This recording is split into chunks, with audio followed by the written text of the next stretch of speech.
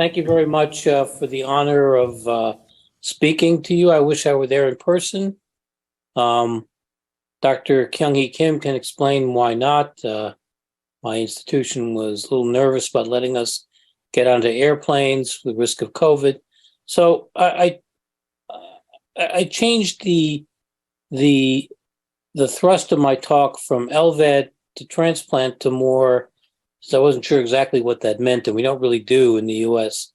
much in the way of LVAD to transplant because our organ procurement system doesn't prioritize patients with LVAD. So what I was going to do was just try to contrast who should get LVADs, who should get transplanted among the patients with advanced heart failure.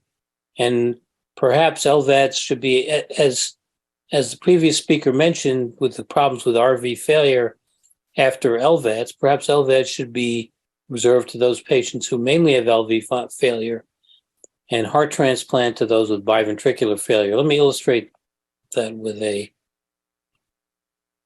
case.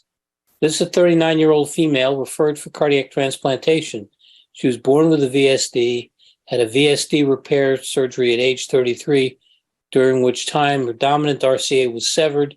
She had a large MI and was ultimately was in cardiogenic shock. She ultimately was weaned off pressors and had right-sided failure with an LVEF of 20%. She did well for many years on goal-directed medical therapy, and she was class 1 at the time. At age 49, she became more fatigued and had class 3 heart failure. She developed ascites, pedal edema, hepatomegaly. Her ejection fraction was decreased. She had severe RV hypokinesis, did not have pulmonary hypertension, but her cardiac output and cardiac index, which previously were normal, were severely decreased. So she improved with milrinone, but continued to have evidence of right ventricular failure with ascites, hepatomegaly, and pedal edema. She was listed for cardiac transplantation.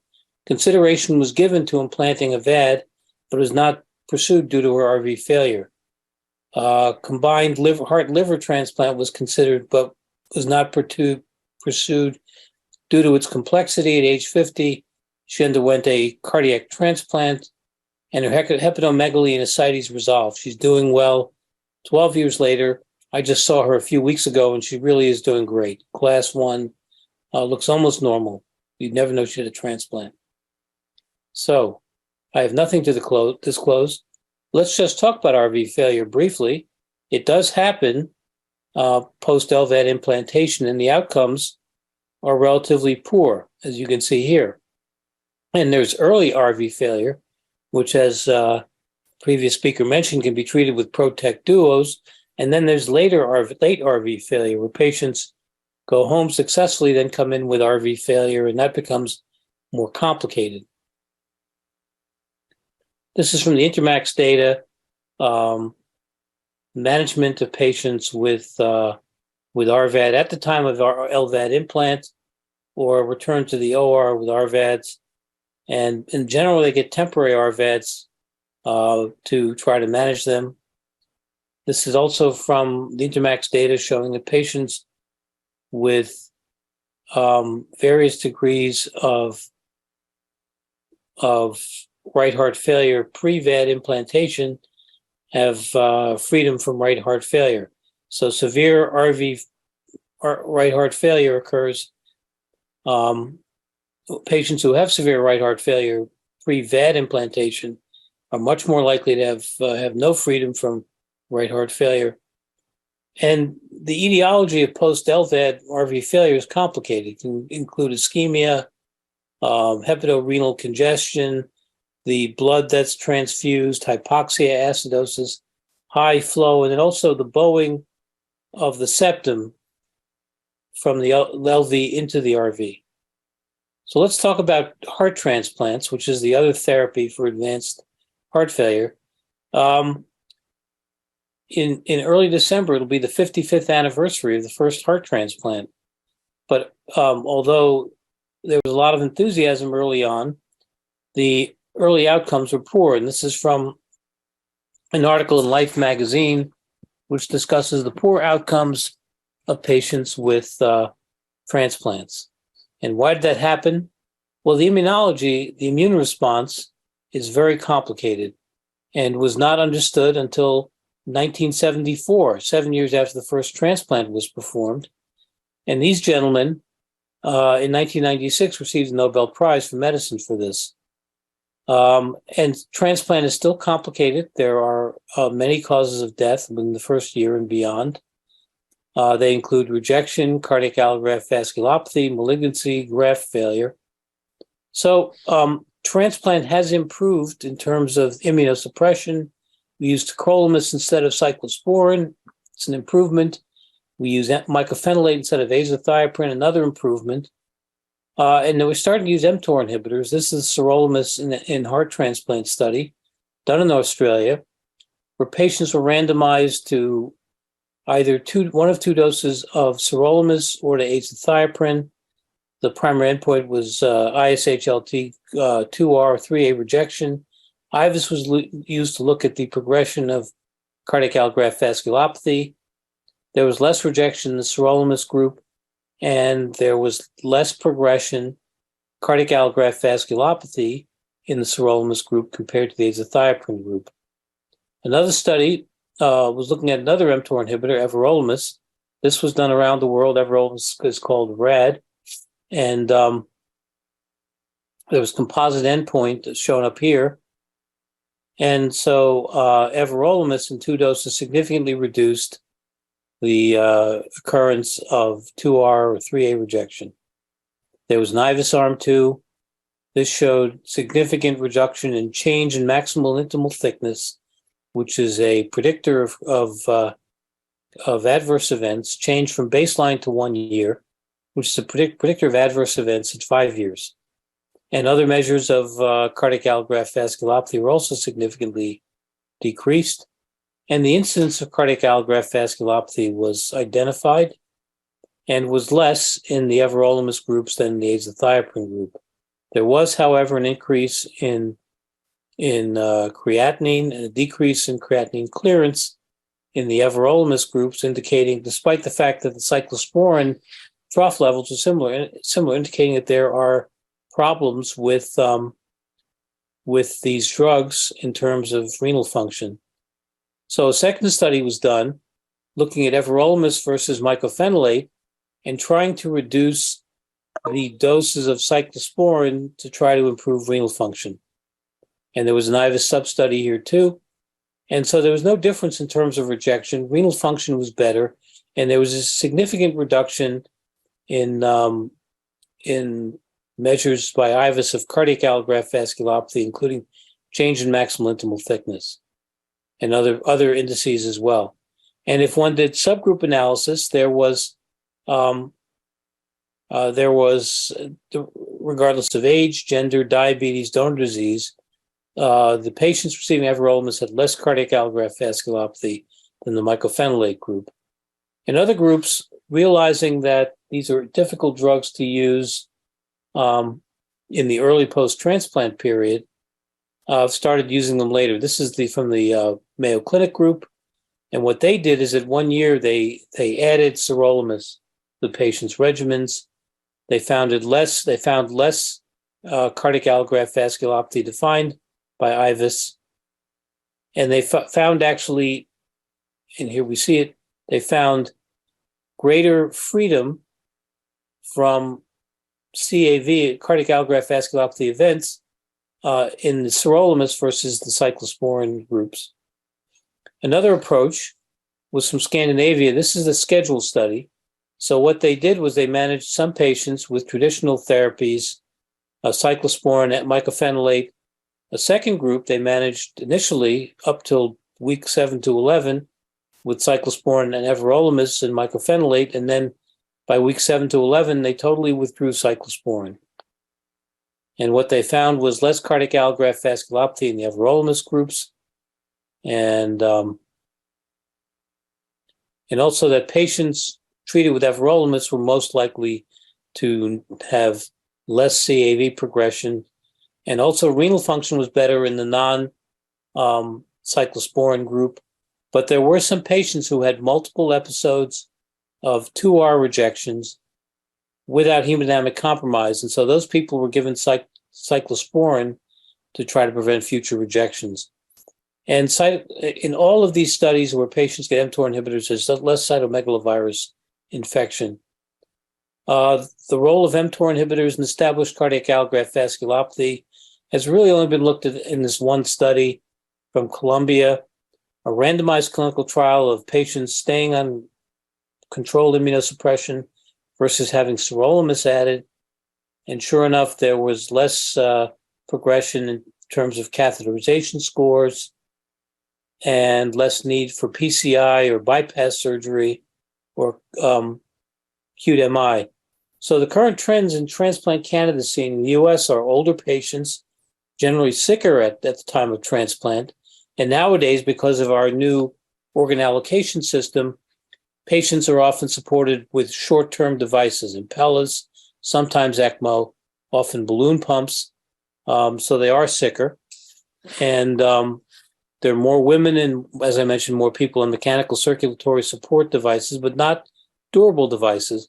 Durable type devices tend to have less, a lower priority than the short-term devices. Overall, survival has improved with transplants. Most of the improvement is in the first 6 months due to better ICU care and treatment of rejection infections. And beyond the first year, there are still problems with cardiac allograft vasculopathy and malignancy. In terms of VADs, ECMO is associated with poor outcomes. That's why it's seldom used to support people to transplant. But overall, the use of VADs is not associated with significant decrement compared to no VAD. Long-term challenges, and this is something we don't really see in VAD patients, is renal failure, metabolic adverse events due to the immunosuppression, cardiac allograft vasculopathy, malignancy, and the need to expand the number of donors because patients do die on a donor waiting list, as opposed to if you use a durable VAD, you can just take it off the shelf and use it. So we're seeing less cardiac allograft vasculopathy, probably because of the widespread use of statins, less severe renal dysfunction, probably because we are using lower doses of calcineurin inhibitors, and less malignancies because we're also using less immunosuppression. Let's talk about VADs.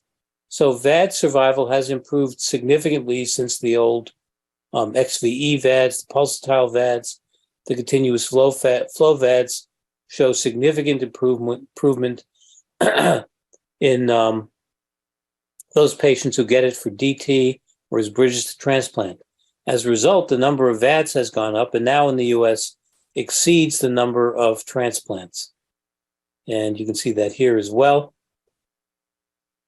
But the ideal VAD would be one that's durable and forgettable, which means that it's totally implantable, minimal maintenance, minimal complications.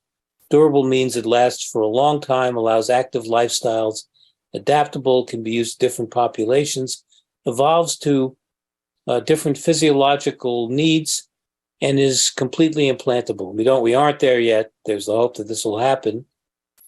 So this is the earliest study using the what's now called the HeartMate 3, which was the new continuous flow device, which showed a significant reduction in a lot of VAD complications like pump thrombosis, which was probably the major reduction.